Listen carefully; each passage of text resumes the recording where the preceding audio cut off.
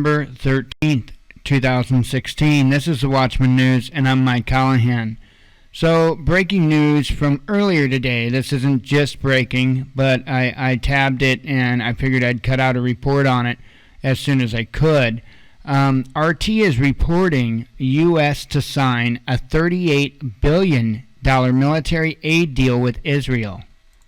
I will put a link to this article down in the description tab. It reads, the U.S. has reportedly agreed to a $38 billion package to deliver military aid to Israel over the next 10 years, with the pact expected to be signed within days. The deal would become the largest pledge of U.S. military assistance to another country in history. The new aid package will see Israel receive $3.8 billion per year from Washington, an increase of $700 million from the current $3.1 billion, sources told Reuters. However, the figure fell short of the annual $4.5 billion that Israeli Prime Minister Benjamin Netanyahu had been seeking. Following the negotiations, Israel said it will not seek extra funding from the U.S., a previous agreement that allowed Israel to spend just over a quarter of the aid given by Washington on weapons from its domestic defense industry, instead from the U.S., will also be phased out. The terms of the deal, which is classed as a Memorandum of Understanding, will also include money for Israel's missile defense program. This had previously been funded by Congress on an informal basis. A source told Reuters that the pact is expected to be signed within days. However, the new MOU will not be signed between President Barack Obama and Netanyahu, who had a frosty relationship due to the U.S. leader's support for last year's Iranian nuclear deal, which was bitterly opposed by Israel. Lower-ranking officials will sign the paperwork, as has been the case with previous deals. The plan for an increase in military aid to Israel has enjoyed strong support in Congress. In April, 83 U.S. senators, 51 Republicans, and 32 Democrats sent a letter to the White House urging an increase in financial support.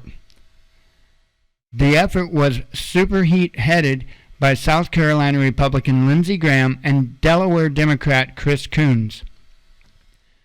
In light of Israel's dramatically rising defense challenges, we stand ready to support a substantially enhanced new long-term agreement to help provide Israel the resources it requires to defend itself and preserve its qualitative military edge, the letter said.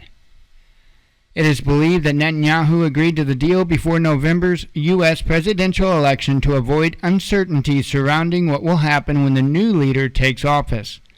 Kind of important to note there, huh? Not everyone has been impressed with the military aid package set to be signed between the two allies.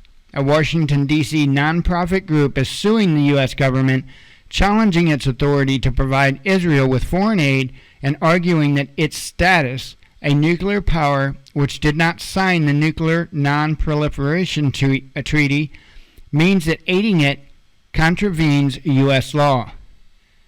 This lawsuit is not about foreign policy. It is about the rule of law, presidential power, the structural limits of the U.S. Constitution, and the right of the public to understand the functions of government and informed petition of the government for redress, stated the complaint filed by Grant F. Smith, director of the Institute for Research, Middle East Policy.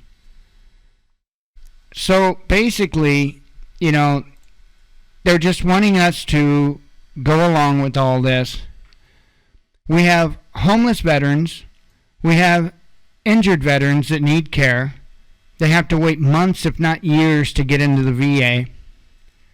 We've got infrastructure just crashing down all over this country in different cities and different states. And yet we're sending $38 billion, $3.8 billion per year to Israel. I don't get it. And it's getting kind of old that the U.S. citizens have absolutely no say in any of this. No say.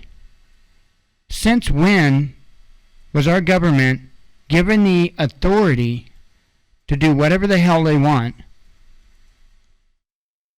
and not even seek the people's thoughts on it? Nothing. They just do it. They don't care.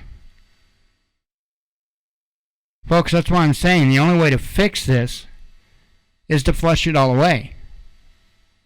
Start over. Keep the Constitution, the Bill of Rights, and stuff like that. Keep that. But dismiss every single congressman and congresswoman, the presidential administration, the Supreme Court justices. Kick them all out. They can reapply for their position, but it will be with term limits. And I think after some investigation, I think some of them need to be denied before they even try to get back in. We've got to do something. But you see in this article just how many in our government is willing to just blindly send money to another country while our country suffers. And it just doesn't make any sense. It's not anti-Semitic. It's anti-ignorance.